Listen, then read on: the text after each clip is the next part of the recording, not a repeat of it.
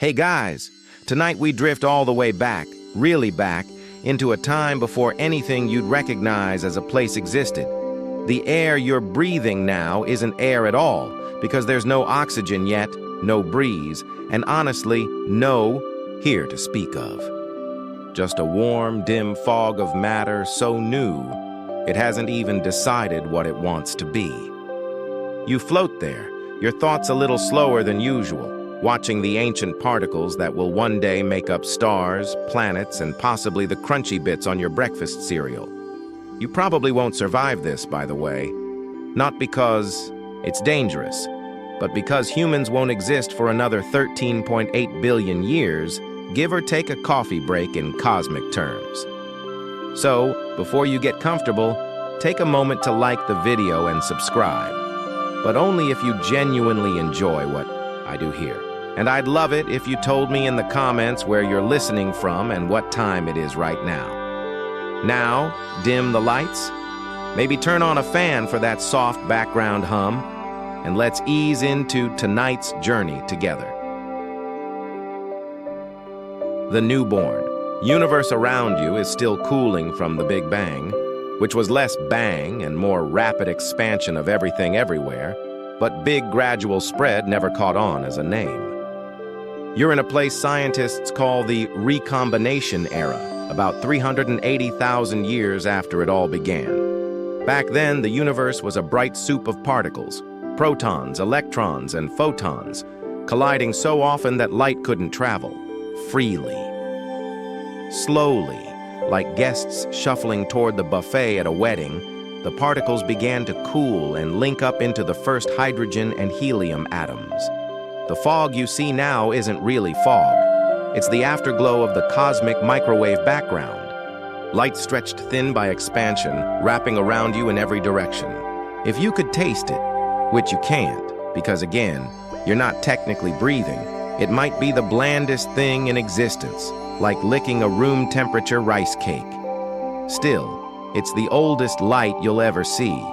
This dust, though, calling it dust is generous, isn't the same as the kind under your bed. It's subatomic matter, far smaller than a speck, and yet each piece carries the possibility of worlds.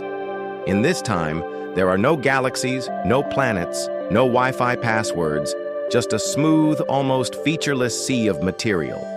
Historians still argue whether we should even call this structure, since everything's so evenly spread that nothing in particular stands out.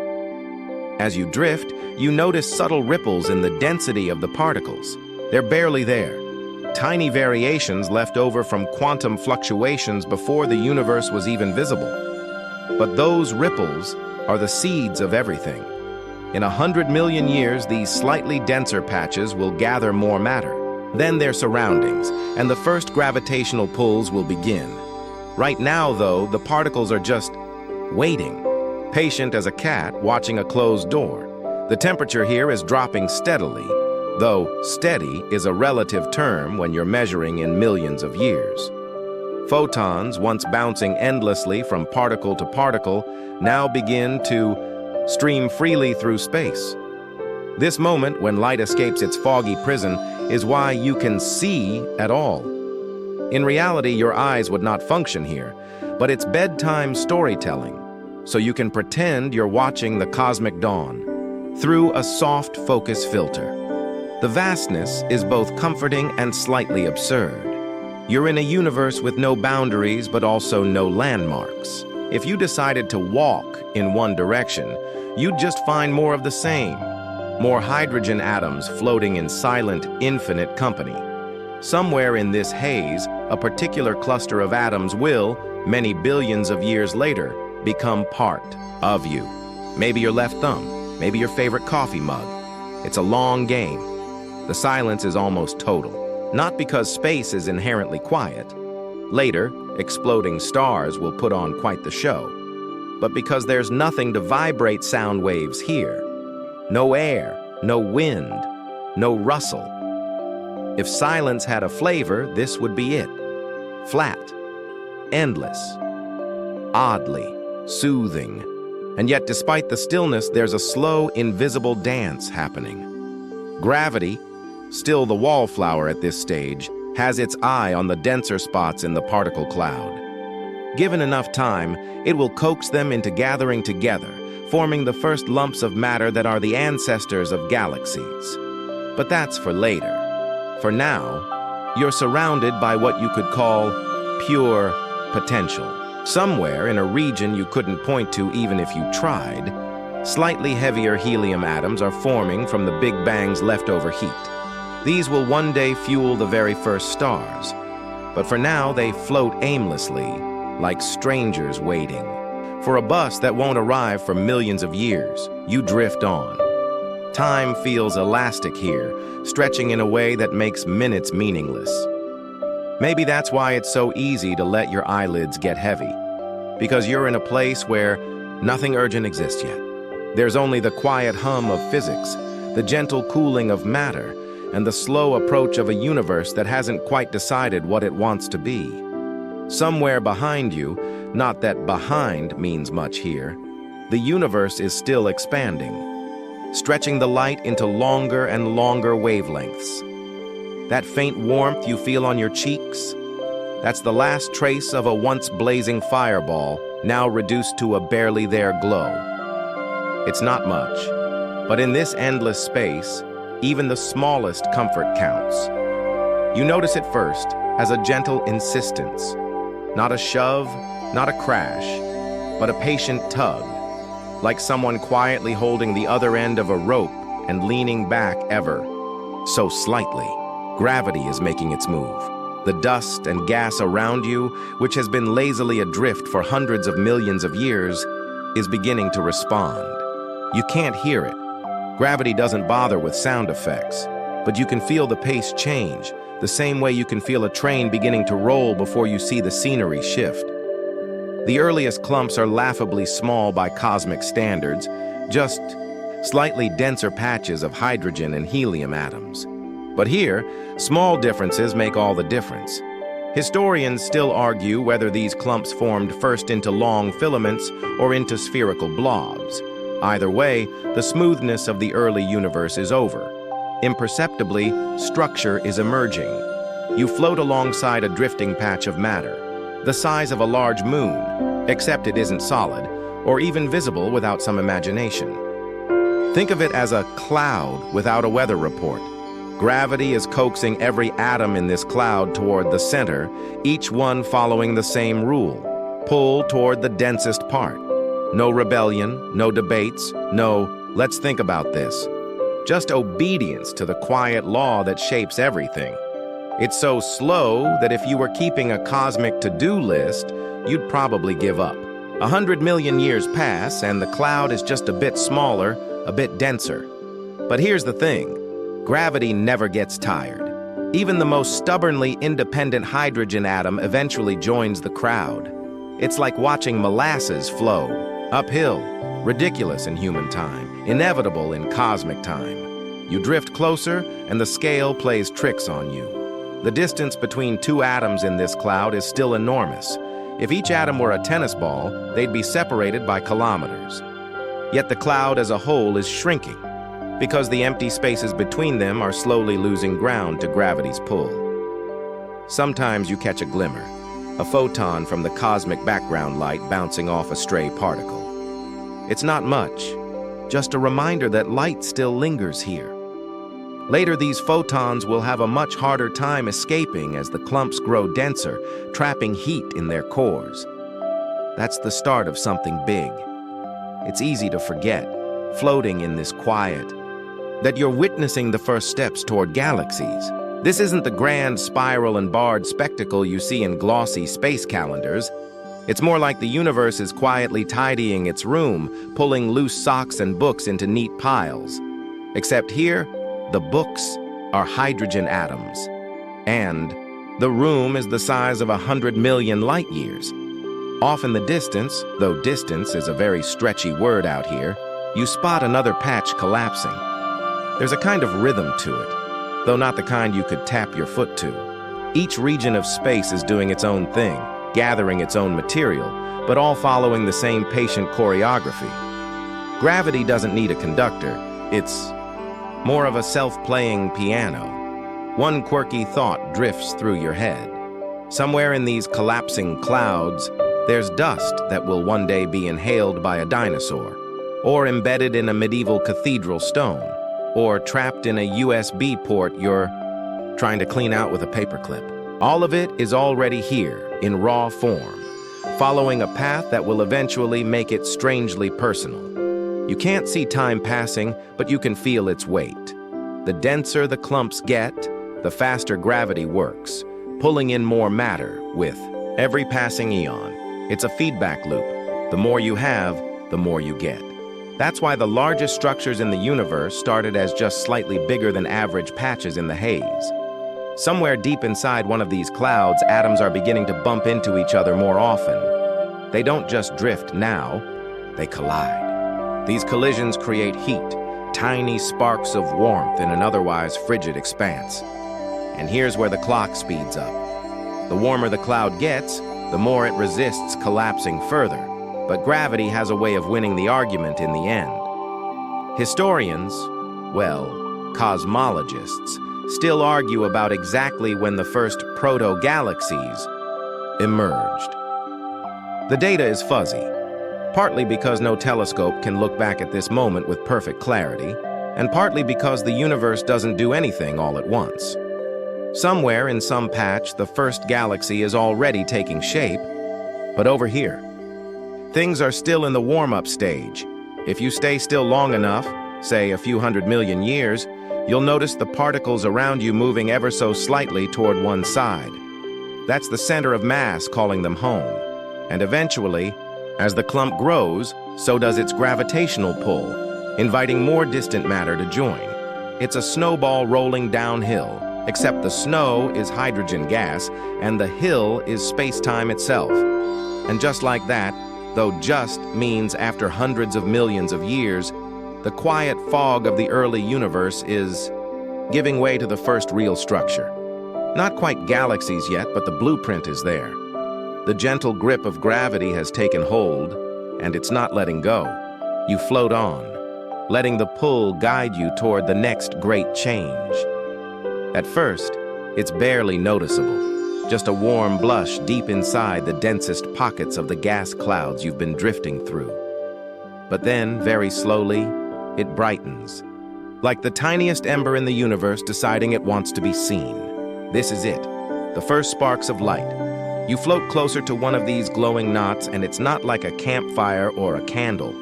The light here is soft and filtered, a newborn radiance seeping through thick layers of gas. The atoms at the center, mostly hydrogen, a smattering of helium, have been squeezed so tightly by gravity that their temperatures have soared to millions of degrees. And when hydrogen reaches that point, it stops being just a polite little gas and starts fusing into helium, releasing photons in the process. This is the dawn of the first stars, population 3 stars, as astronomers like to call them. They're nothing like the friendly yellow sun, you know. These are giants, huge and short-lived, burning fast and bright in an otherwise dark cosmos. If you could stretch your arms wide enough to hug one, bad idea by the way, you'd be vaporized before. You finished the thought. It might be dozens or even hundreds of times more massive than the sun.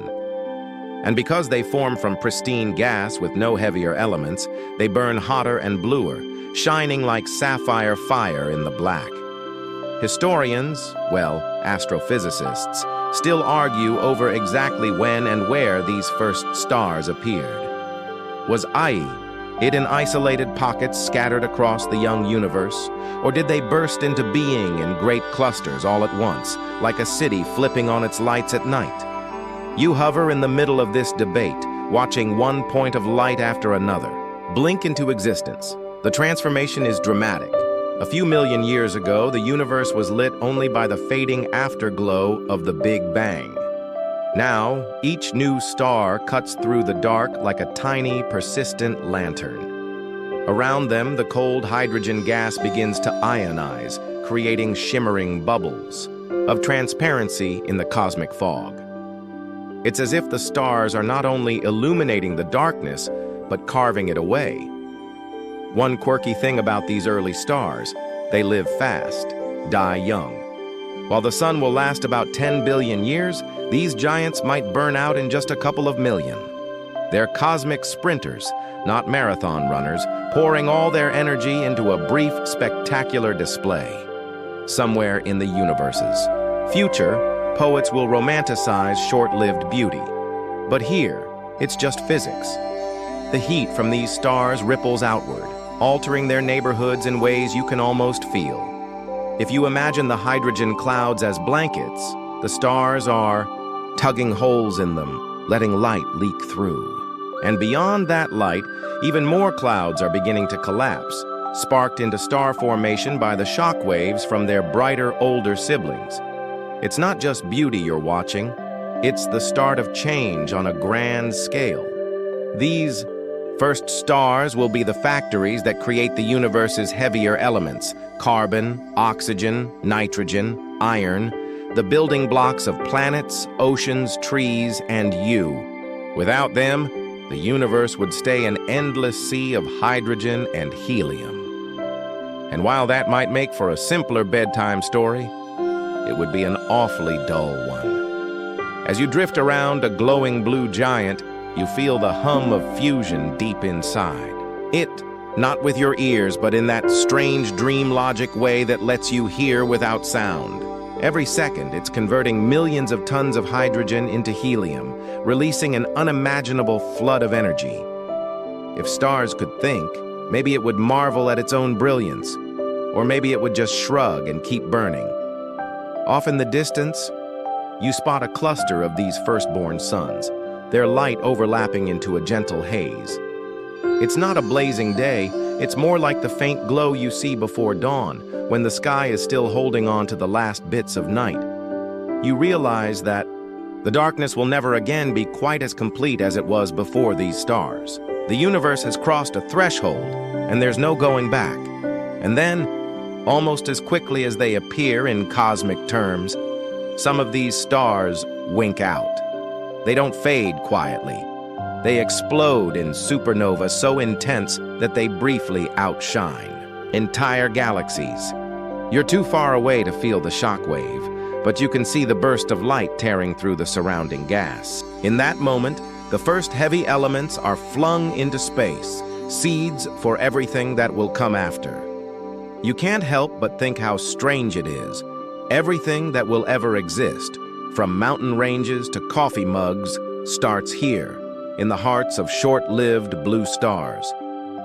They'll be gone long before the universe is even a toddler, but their fingerprints will be everywhere.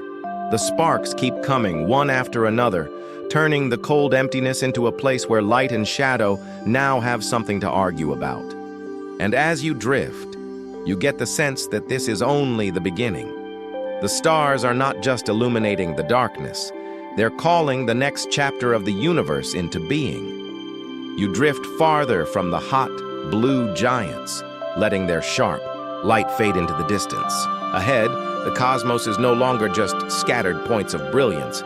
It's beginning to gather itself into something more elaborate. These first stars, scattered like lonely campfires in the dark, are starting to cluster together under the same old rule. Gravity invites, and matter never refuses for long. What you see forming isn't the polished spiral galaxy you might find on a desktop wallpaper. This is the awkward adolescence of galactic architecture, blobs, knots, and faint swirls of starlight linked by delicate bridges of gas. They are proto-galaxies, still deciding what they want to be when they grow up. Some are tiny, no more than a few million stars huddled together like villages on the frontier of space. Others are already flexing toward larger shapes, gathering the kind of mass that will one day hold hundreds of billions of suns. Historians still argue whether these early galaxies built themselves from the inside out or assembled from mergers of smaller ones. Sort of like debating whether a city begins with one street and grows, or if it's just a bunch of villages, bumping into each other until they declare themselves a metropolis.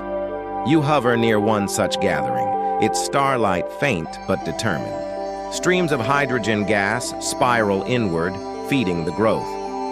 Dust, this time the real cosmic kind, made of carbon and silicon grains forged in the first supernova, drifts through the scene like powdered sugar shaken onto a table. Every so often, a star in its prime throws a solar wind tantrum, pushing the dust into glowing filaments. From here, you can see how these newborn galaxies are beginning to map the large-scale structure of the universe. They aren't scattered randomly. Instead, they line up along immense filaments of matter, weaving a cosmic web that stretches for hundreds of millions of light years. Between the filaments are vast, empty voids, deserts of near nothingness. If you could draw the pattern, it would look less like a neat solar system diagram and more like a sprawling sponge with bright, starry edges and hollow, silent centers. You glide closer to another young galaxy, and this one is already showing signs of drama. A massive star has gone supernova at its heart, sending shockwaves that ripple outward through the gas. These ripples compress nearby clouds, triggering new star formation in bursts, like popcorn suddenly deciding to pop. In just a few million years, this patch of sky will be crowded with fresh, bright suns, while the remnant of the first explosion quietly cools into a nebula. One quirky thing about early galaxies: they were often much smaller than modern ones, but could be surprisingly intense. Some were packed so tightly with young, hot stars that their light and radiation were strong enough to push away gas, shutting down star formation for millions of years. In a way, they were like over-enthusiastic chefs who cooked so quickly they ran out of ingredients. You move past another gathering of starlight, this one less chaotic, more measured. Its stars are spaced like careful notes on a slow, dreamy song. Here, the gas flows inward at a steady pace, feeding the quiet growth of a galactic core. If you squint, in a very metaphorical way, you can almost imagine the spiral arms it will have someday, sweeping gracefully across the black. Around you, the darkness between galaxies is no longer absolute. Light from 100 directions overlaps, casting a soft glow that makes the void feel less empty. Even the far-off smudges, galaxies still too faint to see clearly, add their share of photons to the mix. It's like a city at night seen from a plane, scattered lights below, each one a whole neighborhood of activity you'll never fully explore. Historians still argue about how quickly this stage unfolded. Was the universe's city planning slow and methodical, or did galaxies pop up in a sudden building boom? Either way, you're drifting through the results, and the shapes here will persist in some form for billions of years. Some will merge. Some will be torn apart, but the framework they're creating now will last almost as long as time itself. You pull back your view, not literally, since there's no up or down here, and see the beginnings of the cosmic web stretching in every direction. Each node is a young galaxy, each filament a highway of matter, each void a reminder that space is mostly, well, space. But here and there, gravity is knitting the dust, gas, and starlight into something enduring. Somewhere in one of these small, shimmering smudges is the ancestor of your own Milky Way.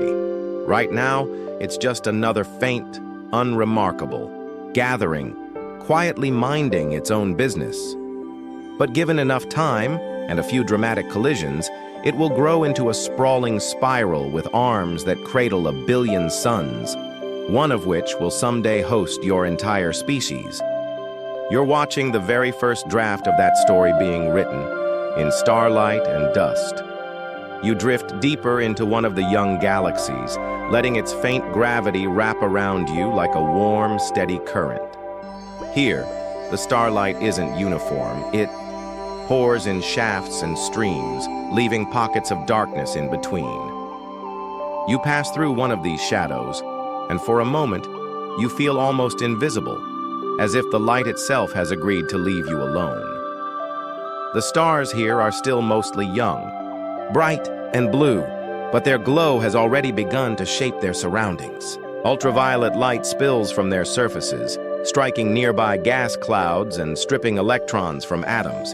This process, ionization, turns cold, dark gas into glowing, colorful nebulae. If you could see in human eyes, you'd notice swirls of pink and red from ionized hydrogen and ghostly greens from oxygen. Out here, you just float through the glow, like mist drifting in a sunrise. Not all the clouds surrender so easily. Some remain stubbornly dark, resisting the intrusion of starlight. Inside them, the gas is thick enough to block most photons from passing through. These are the birthplaces of new stars, protected by their own shadows. Historians still argue whether the first galaxies had more dark, dense regions or whether they quickly became dominated by bright, open spaces. Either way, you're seeing both, the illuminated and the hidden, the showy and the secretive. You drift into one of the darker zones, and the starlight fades to a muted blue glow. Here, you can almost hear the quiet, if light makes a sound. This would be its whisper. Every so often, a star's light will break through a gap in the gas, scattering beams like sunlight filtering through leaves. It's oddly familiar, even in a place where no leaves exist. Farther ahead, you pass a pillar of dust sculpted by starlight. Radiation pressure from a nearby cluster of hot stars has carved it into a long, finger-like shape. It reminds you of the famous pillars of creation in your own galaxy, though this one has no name yet, no poet to write about it. One day, astronomers will give such shapes catalog numbers or romantic titles. For now, it's just a lump of matter, slowly transforming into something else. The interplay between light and shadow is more than just beautiful, it's decisive. Light heats gas, and heated gas resists collapse. In the bright zones, star formation slows. In the shadowed pockets, gas stays cool enough for gravity to work its patient magic. It's as if the galaxy is playing its own game of balance, deciding where and when to make new suns. You pass a region where the light is harsher, almost sharp. A massive star is pouring out radiation at a rate that would make your skin peel instantly, if you had skin here. Around it, the gas is dissolving, creating an expanding bubble that pushes the darkness farther back. This process, called a stellar wind, can strip a region bare in just a few million years, leaving it empty and quiet until more matter drifts in. Then there's the dust. Fine, stubborn, and strangely artistic, it shapes the galaxy's personality as much as the stars do.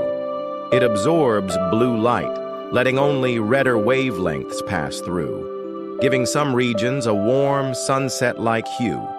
Without it, the galaxy would be stark and glaring. With it, the light is softened, filtered, made gentler, perfect for a place where you might want to drift and fall asleep. One quirky fact: this dust isn't like the fluff under your couch. It's mostly made of elements, forged in the cores of stars: carbon, silicon, iron, thrown into space by supernovae and cool, dying giants. Which means every grain you see here has already lived a stellar life before floating into your path. The same will be true for the dust you one day find on your bookshelf back home. From your vantage point, the galaxy feels like a living painting. Light streaming here, shadows pooling there, dust blurring the edges. But it's more than art. This dance of starlight and darkness is shaping the next generations of suns and planets.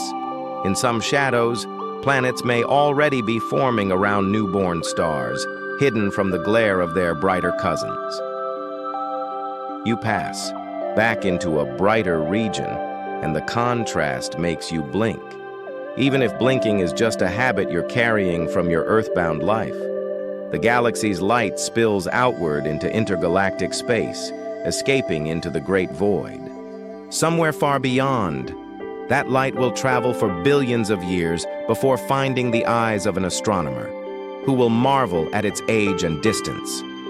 But you're here now, seeing it at the very moment it was born. And as you drift on, you realize something quietly astonishing.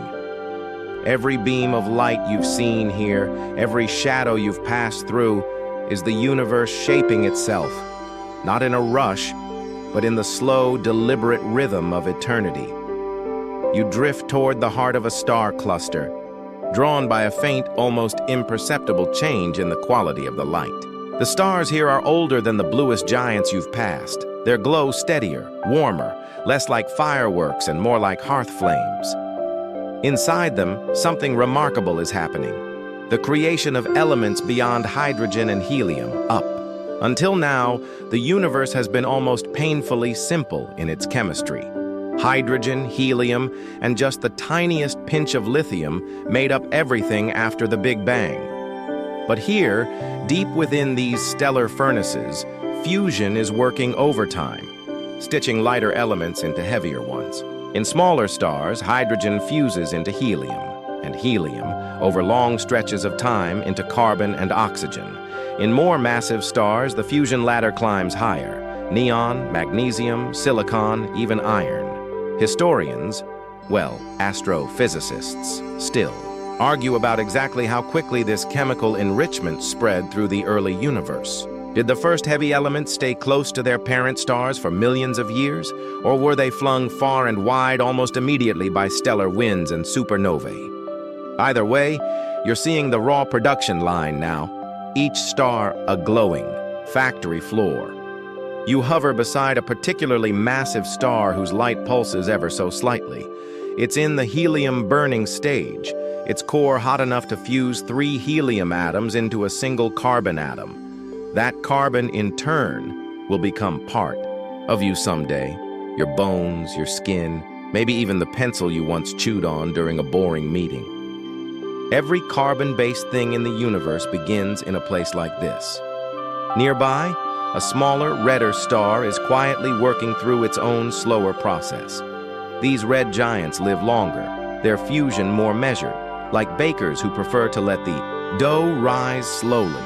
They create a comfortable mix of carbon and oxygen, then gently release it into space when they shed their outer layers. It's less dramatic than a supernova, but no less important. You glide through the space between stars, and here the dust grains carry the fingerprints of their origins. Tiny silicate crystals from one star, flecks of graphite from another. Some grains are barely larger than molecules, but in the endless dark, they are treasure.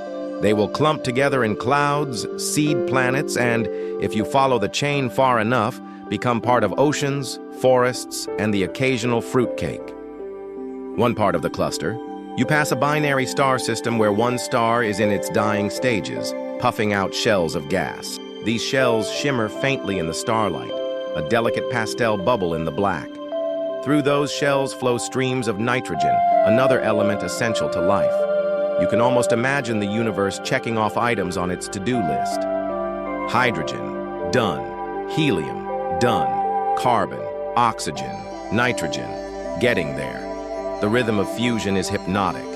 Every second, billions upon billions of atoms collide, merge, and transform in ways that would be catastrophic on Earth, but here feel gentle. These stars have no choice. Fusion is simply what they do, the same way rivers flow downhill or cats knock cups off tables. And yet, there's fragility to it all. The heavier the elements being fused, the less energy is produced, and eventually, even the mightiest star can't keep up the pressure to resist its own gravity. That's when the real fireworks begin. But you're not there yet. For now, the focus is on creation, not destruction. A quirky thought floats through your mind. In a very real sense, the stars are chefs, but they never taste their own cooking. They just send it out into the universe, trusting that somewhere, someday, it'll make something interesting. And whether that something is a planet covered in moss or a poet writing by candlelight, it all starts here in the slow alchemy of fusion. You pass through the outer edges of the cluster, and the starlight grows softer again. Behind you, the factory. Floors keep humming, each one turning the simplest building blocks into something richer. Ahead, you can already sense the next act. The moment when these stellar kitchens run out of fuel, and all that built-up complexity gets tossed into space, in a spectacular, if short-lived, finale. But for now, you keep floating, surrounded by the quiet certainty that the universe is making things that will last, even if last here means a few billion years. The star you've been watching swells before your eyes, its edges blurring as layers of gas puff outward. You feel the light shift, less steady, more feverish, as if the star itself knows something final is about to happen. This is the death of the first giants, the ones that lived fast and burned through their fuel with reckless speed. Massive. Stars don't go quietly. They've spent millions of years fusing lighter elements into heavier ones, climbing the fusion ladder step by step, but now, having reached iron in their cores, they've hit a wall. Iron doesn't release energy when fused, it consumes it. And without that outward push of energy to balance gravity's inward pull, the star's core begins to collapse in on itself. Historians still argue whether the very first generation of stars, so-called population 3 stars, were all massive, enough to end in spectacular explosions, or if some simply collapsed into black holes without a fuss. But the one before you chooses drama. It happens faster than you expect. In the space of seconds, if you could even measure time here, the core collapses, rebounds, and triggers a shock wave that rips through the star's outer layers. The result is a supernova, a silent bloom of light so bright it outshines entire galaxies. You're far enough away that you can simply watch, not worry about being vaporized. Though, let's be honest, if you were standing much closer, you probably wouldn't survive this. The light is almost too clean, too sharp to look at directly. Shells of gas ripple outward in elegant slow motion. Dust and heavy elements, gold, uranium, the calcium that will someday make bones, are hurled into the surrounding void. You drift among these glittering motes, each one a tiny archive of the star's life. In another part of the young universe, a slightly smaller giant star meets its end differently. Instead of exploding outright, it sheds its layers in pulses, revealing a hot, blue-white core that will eventually fade into a white dwarf. Around it, a planetary nebula blooms, iridescent gas clouds shaped into spirals and arcs by stellar winds. These patterns look almost deliberate, as if the dying star is signing its name across the dark. You weave through a patch of space where multiple supernova remnants overlap, their gases mingling. Here, the universe smells, if you could smell, like ozone and burnt metal. The density of dust is almost thick enough to feel against your skin. Some particles carry the crystalline structure of silicates, others the amorphous sheen of carbon soot. It's a cosmic thrift store, everything tagged, free to a good home. One quirky detail catches your attention. Certain supernovae create radioactive isotopes that act like ticking clocks. If some alien civilization were to find these particles eons from now, they could measure the decay and pinpoint the moment this star died. It's the universe's way of keeping receipts. You notice how quiet it is after the flare. The starlight fades, the shock waves slow, and the ejected matter drifts into the gravitational embrace of nearby clouds. What was once part of a fierce, blazing star now joins the slow, communal process of becoming something else. It's strange to think that without these violent deaths, there'd be no rocky planets, no oceans, no coffee beans for you to grind. Too loudly in the morning, all the heavy elements you rely on were born in endings like this. The universe, it seems, is an artist who works in cycles. First chaos, then calm, then creation again. You drift a little farther, trailing a faint wisp of dust expelled by one of the earliest stellar deaths. It's headed toward a dark, cold cloud of gas that looks from this distance like a bruise on the fabric of space. Soon, gravity will start its patient work there, folding this dust into the next generation of suns. But for now, you're still wrapped in the afterglow of the first great endings, feeling the hush that follows a cosmic symphony's loudest note. You drift along a vast, empty stretch of space, and then, almost imperceptibly, the darkness begins to stir. Two galaxies, each a growing city of stars, are moving toward each other. The motion is slow, glacial on human terms, but inevitable. Gravity, ever the patient matchmaker, has set them on a collision course. At first, the approach is gentle. You watch the outskirts brush past each other, clouds of gas and dust stretching into long tendrils like cosmic ribbons caught in a quiet breeze. There's no bang, no explosive noise. In the vacuum, silence reigns supreme. But the visual poetry is undeniable.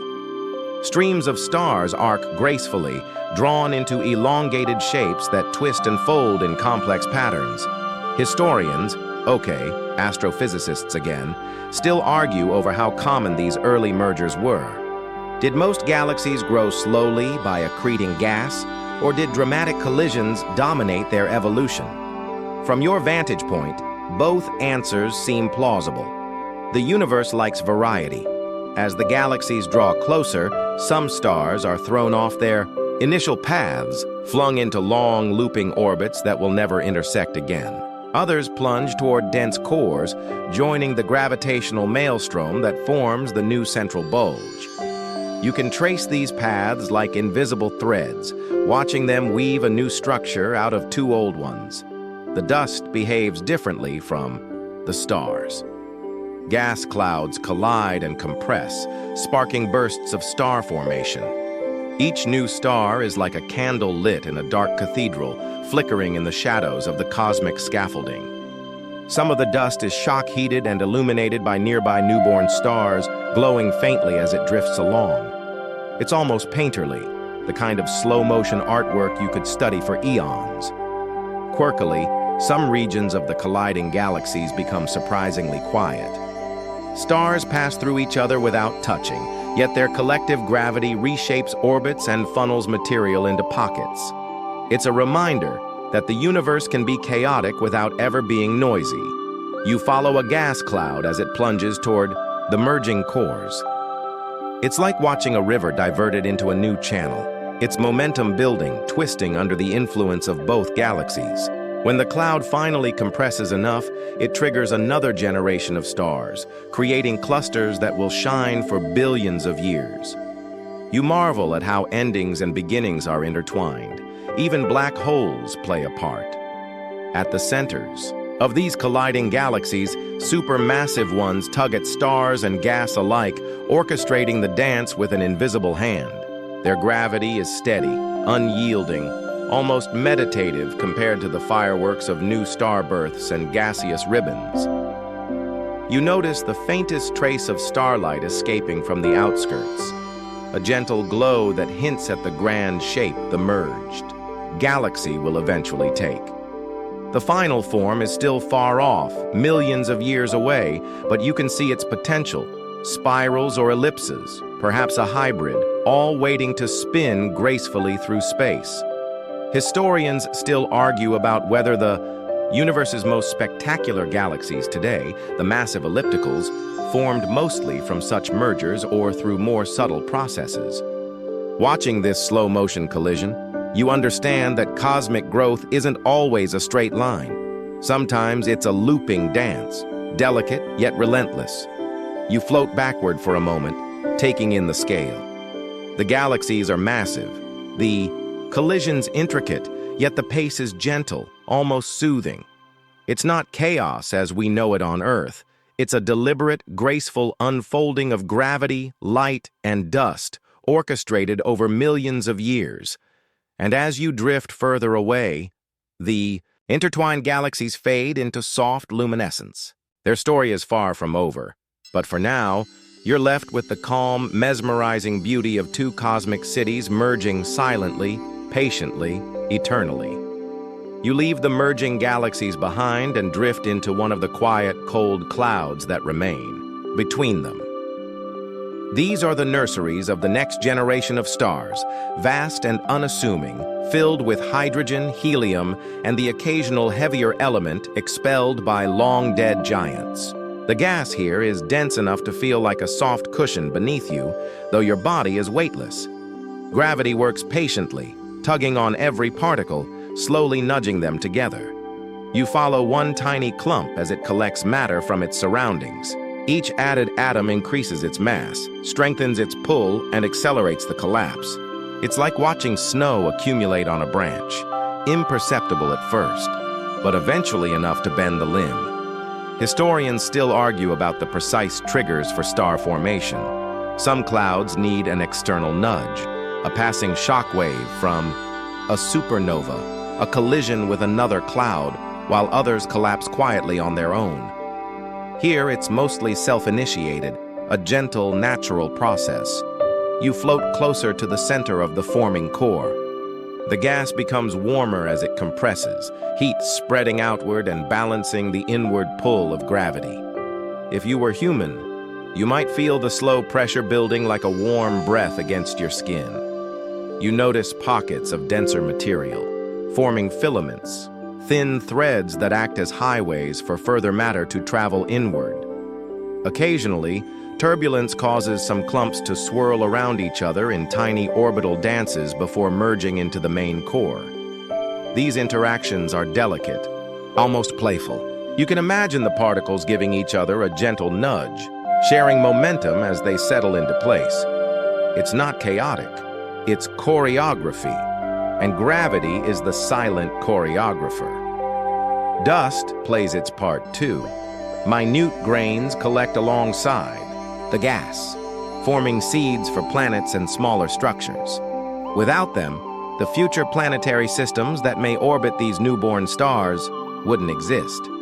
You can almost sense the long-term potential, tiny flecks drifting now, destined to be worlds or perhaps even the building blocks of life. The temperature rises steadily, but not violently. Once the core reaches the critical threshold, nuclear fusion will ignite and a star will be born.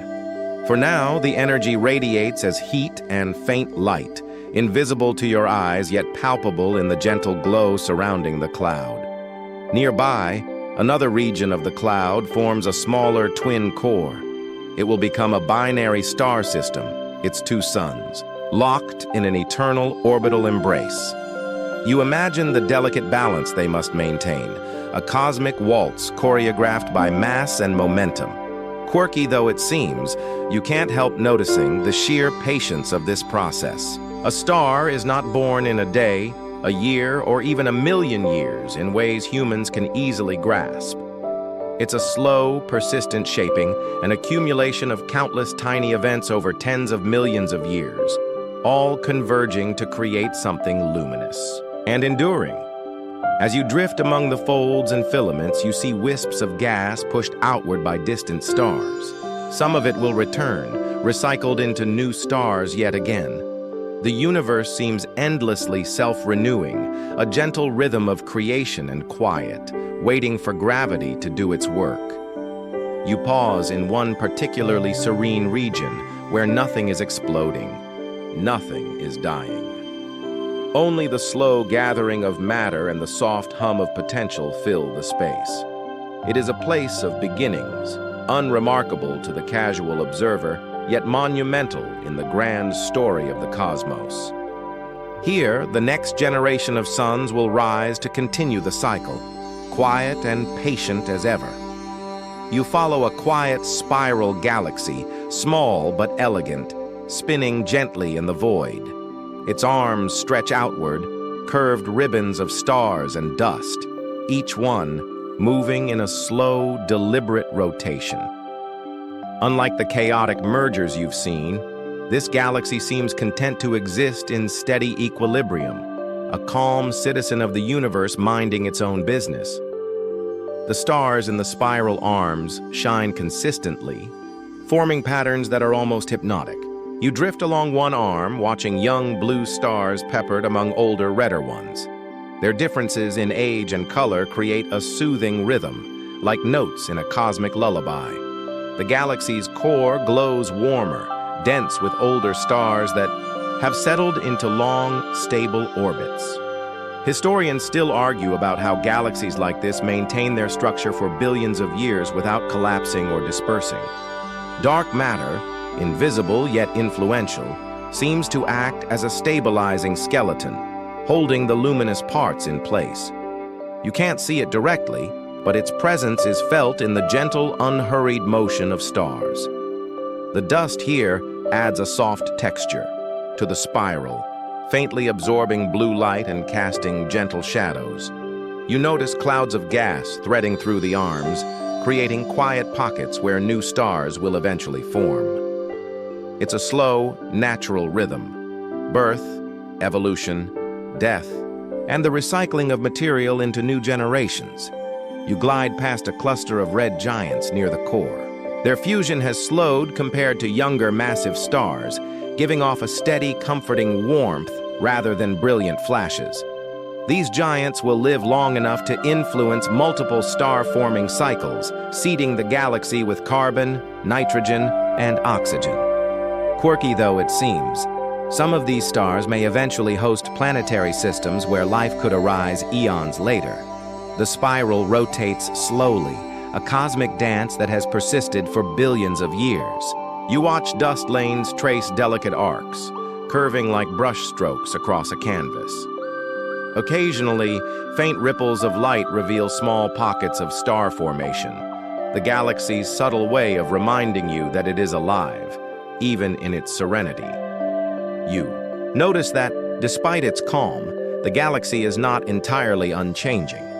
Stars drift slightly inward or outward, clusters orbit the core, and gas flows along the arms. These small movements accumulate over time, gradually reshaping the galaxy without any drama. It's a reminder that stability doesn't mean stagnation, it's simply change in a measured, harmonious way. Nearby, a faint globular cluster rotates around the galaxy's halo. Its stars are old, densely packed and glowing softly. They carry the memory of earlier cosmic events, survivors of galactic history that predate most of the galaxy's current structure. Floating near them, you sense the layers of time embedded in every beam of starlight. One quirky observation: some of the galaxy's outer stars move in slightly eccentric paths, influenced by interactions long ago. These subtle deviations will never disrupt the spiral, but they add character, like freckles on a familiar face. As you drift above the galactic plane, the spiral's overall motion becomes hypnotic.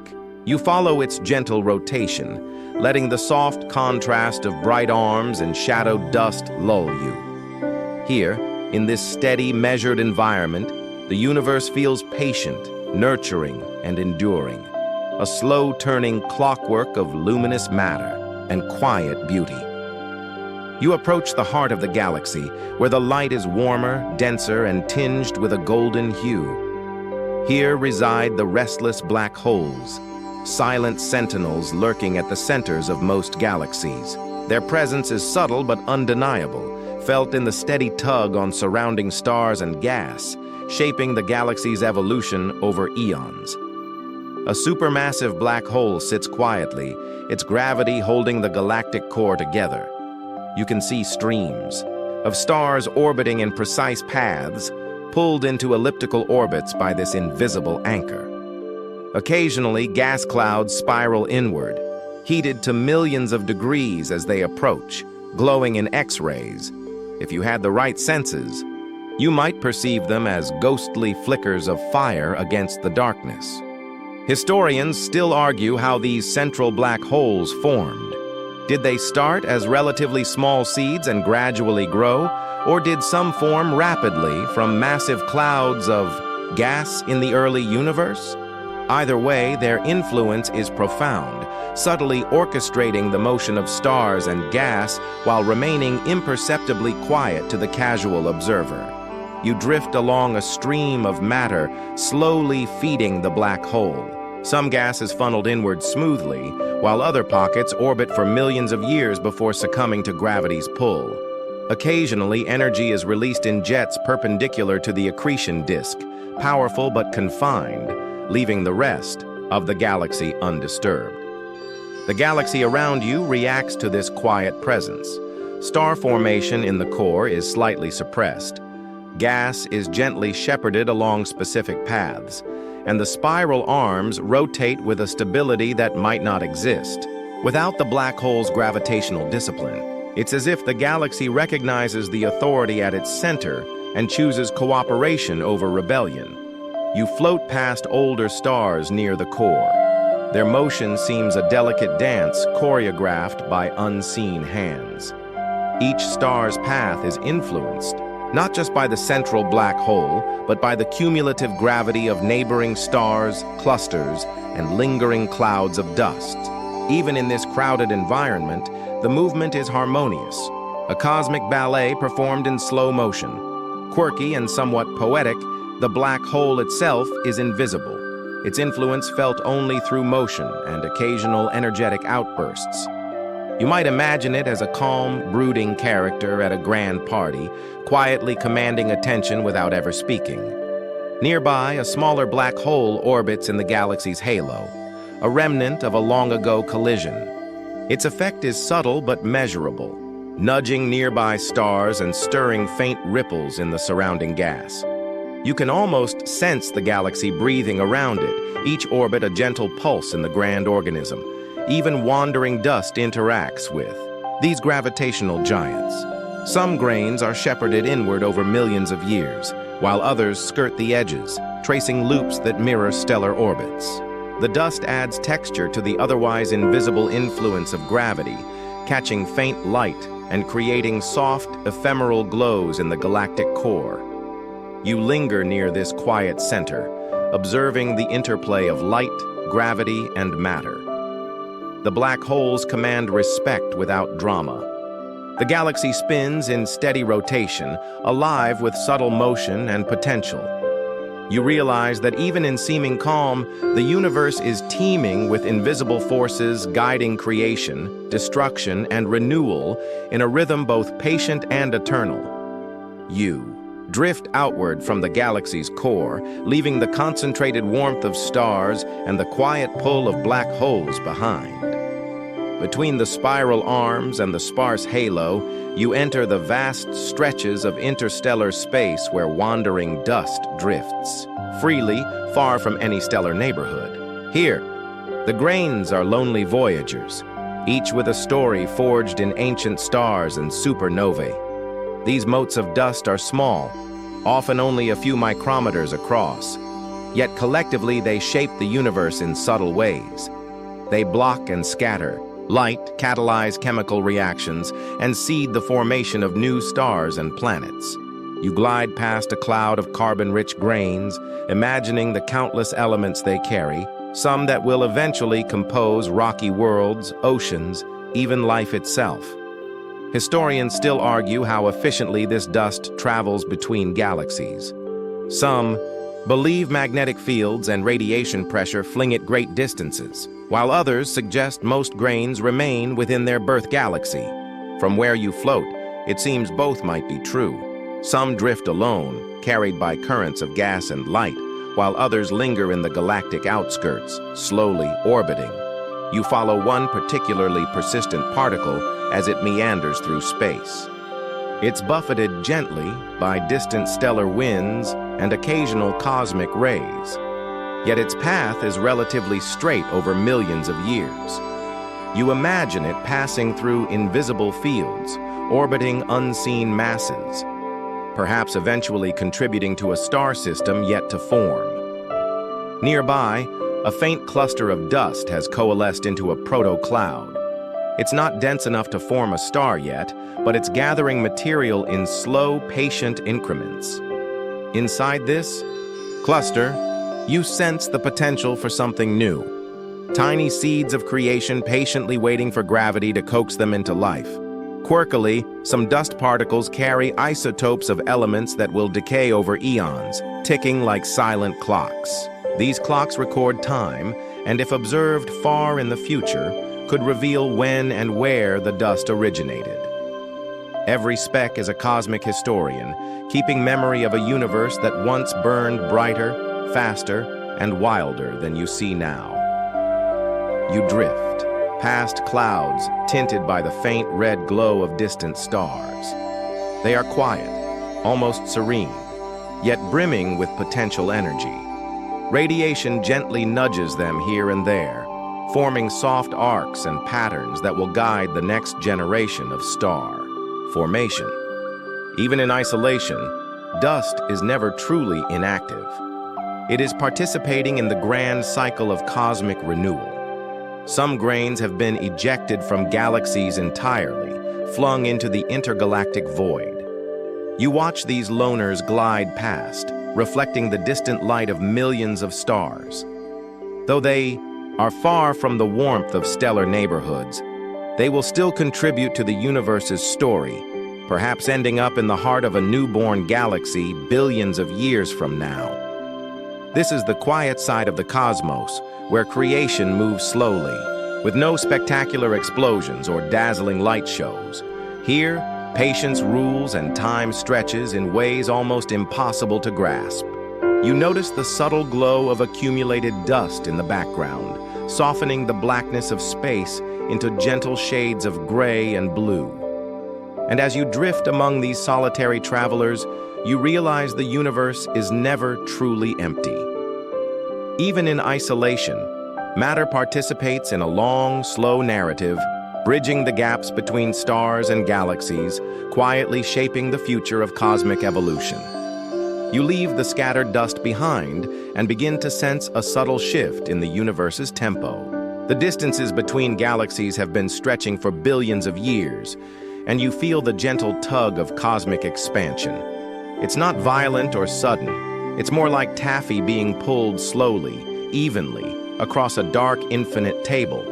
As you drift through this expanding void, light from distant galaxies is redshifted, stretched into longer wavelengths. What was once bright blue now appears soft and muted, a lullaby of color fading across space. Historians still argue about the ultimate fate of this expansion. Will it continue forever, gradually isolating each galaxy into solitary islands, or will some unseen force eventually slow it down? For now, the stretching feels infinite yet calm, a slow unwinding of the cosmos. You notice the space between galaxies thickening, yet the structures within them remain intact.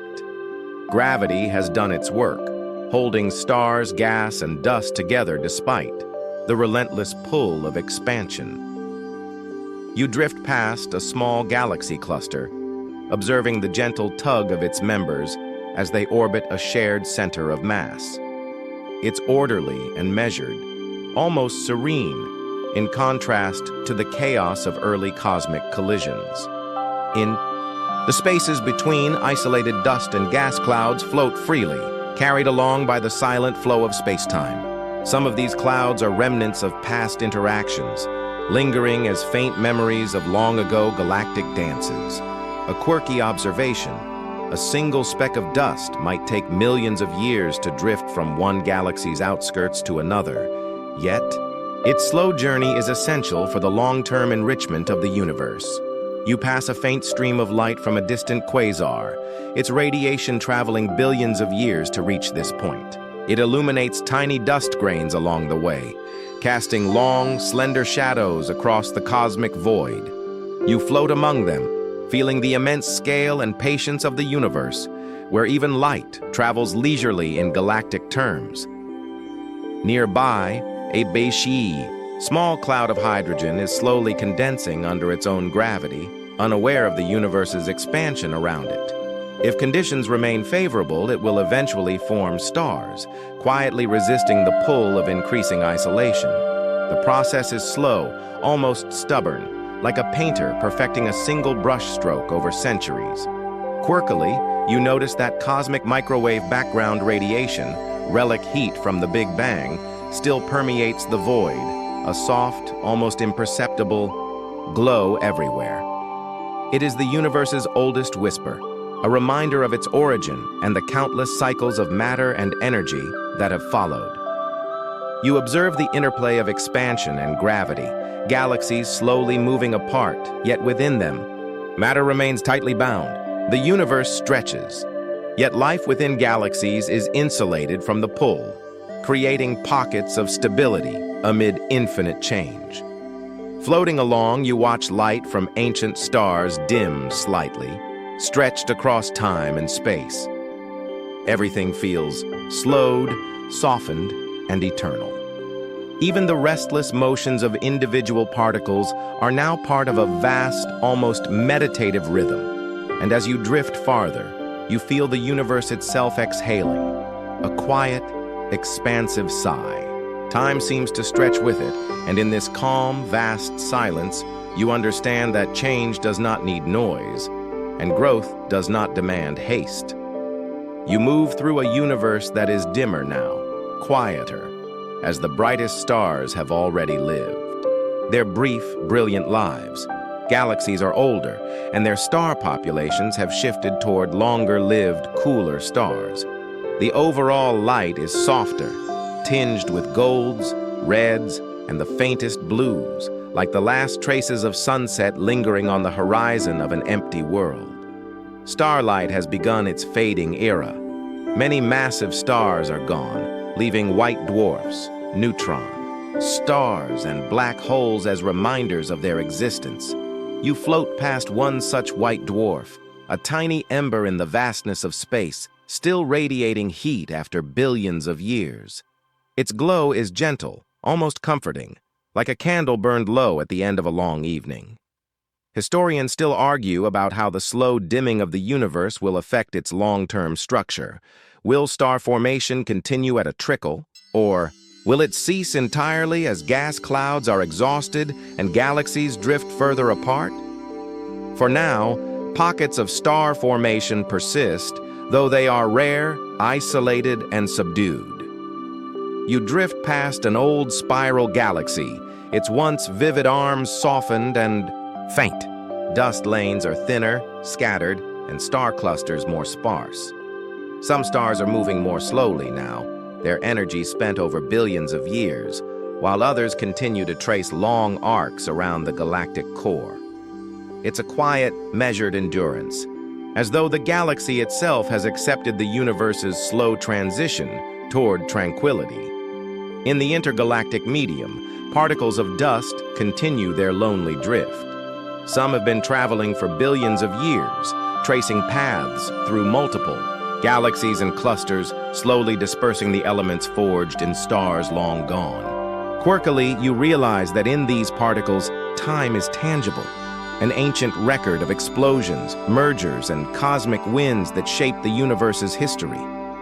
Nearby, a faint cloud of hydrogen begins a last, tentative collapse, forming a tiny cluster of new stars. The scale is minuscule compared to the galactic fireworks of billions of years ago, yet it carries the same quiet miracle: matter coalescing under gravity, beginning a small life cycle all over again. Even in a fading universe, creation persists, patient and unhurried. You notice black holes, too, still resting in the centers of old galaxies. Some have grown silently through accretion, while others wander, remnants of past galactic mergers. Their presence is constant, a dark heartbeat beneath the pale starlight, shaping orbits and subtly influencing the slow evolution of their surroundings. Quirkily, in some isolated pockets, faint light echoes from ancient supernovae, traveling through near-empty space. These long-delayed photons carry the story of stars that no longer exist, a cosmic whisper that reminds you of both mortality and persistence.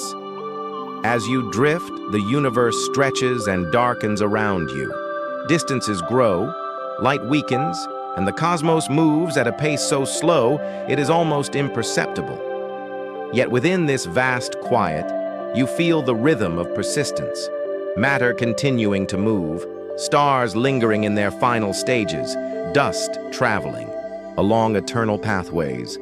The fading starlight, the lingering glow of white dwarfs, the slow dance of distant galaxies, all combine into a gentle tableau. It is a universe not extinguished, but softening, exhaling, preparing for a future even quieter than the present, yet still full of slow, patient wonder. You drift to the edge of time, where the universe is nearly silent, nearly dark. Only scattered, white dwarfs, cooling neutron stars, and wandering black holes remain to punctuate the black void. Dust lingers, thin and sparse, moving along paths it has traveled for billions of years. Here, the universe feels like a soft, endless sigh, stretching beyond comprehension. In this era, star formation is almost entirely complete. Gas clouds have long since been consumed or expelled, and only the occasional tiny condensation gives birth to a faint new star. The cosmic cycles continue, but on a vastly slower scale. You float past one such rare newborn, a barely glowing red dwarf, destined to shine quietly for trillions of years. It is a whisper of hope in a nearly silent universe. Historians still argue about the ultimate fate of such a universe. Will black holes eventually evaporate? Will the cold, lingering photons of the cosmic microwave background fade entirely? Even the slow processes of proton decay may one day render matter itself almost unrecognizable. For now, though, you witness a gentle stillness, a calm stage between what was and what may come. You watch dust settle into long arcs, illuminated faintly by distant cooling stars. The elements forged in the cores of early giants, the carbon, oxygen, iron, float quietly, traces of a busy past, reminders of a time when the cosmos burned brighter. Some grains will drift into future stars or planets, while others may linger forever, small relics in an ever-expanding void. The black holes, now wandering more than ever, slowly consume what remains. They are the patient undertakers of the universe, consuming matter and occasionally colliding in gentle, almost imperceptible bursts. Their gravity still governs motion, yet the drama is muted compared to the violent past. Quirkily, even in this near darkness, you notice that light continues to travel from distant galaxies, red-shifted almost beyond recognition. These photons carry whispers of history across the vastness, relics of an energetic youth now faded into near invisibility. You trace a single mote of dust as it glides past, part of a current that may have begun billions of years ago. It twists, turns, and floats towards some future cosmic event that will never be witnessed by any conscious being. Yet it continues its journey undisturbed, a quiet testament to patience and persistence. The universe at this stage is calm, soft, and slowly fading. You feel the vastness in every direction, a gentle emptiness punctuated by the occasional faint glimmer of stars or remnants. It is a space of reflection, where the narrative of matter and energy slows to almost nothing, allowing you to breathe with the rhythm of cosmic time. As you settle among the final grains, the faint glow of long-extinct stars and the slow motion of wandering dust provide a soothing, eternal backdrop. There is peace here, a gentle closure to the cycles of creation and destruction that have shaped everything you've seen. The universe is going gently dark, but in its silence, it whispers stories older than you can imagine, stories that continue to unfold even in stillness. The universe exhales around you, a vast, gentle rhythm stretching across time and space. Light fades to a warm, muted glow, drifting lazily through the darkness like an endless lullaby. You feel weightless, suspended among the final grains of dust, the last white dwarfs, and the wandering remnants of stars long extinguished. Everything is slower now, softer, as if the cosmos itself is leaning back and closing its eyes. You notice the quiet persistence of matter, still moving, still drifting, even in near absolute stillness. Dust meanders through empty stretches, black holes glide silently, and faint stars hum their dim energy across light years. Each particle, each photon continues its patient journey, a reminder that even in endings there is motion, and in stillness there is purpose. The dark stretches around you are not empty. They are filled with history. Every speck of dust carries memory. Every faint glimmer of light a story of birth, life, and quiet decay. You drift among these relics, letting their gentle presence soothe you. There is no urgency, no noise, only the calm persistence of cosmic time. Breathing in this slow, eternal pace, you feel a sense of connection to the cycles that have shaped everything. The first sparks of stars, the birth and death of galaxies, the subtle weaving of gravity and matter, all culminating in this tranquil present. It is a comforting reminder that even the vastest, seemingly indifferent universe has rhythm, pattern, and gentle beauty. As your attention softens, the cosmos fades into muted shadows and soft glimmers, and you are left with the quiet reassurance that the universe's story continues, patient, enduring, and infinite. Let your mind follow the gentle drift of dust and light, allowing the vast, soothing expanse to carry you into calmness, rest, and sleep. Sweet dreams.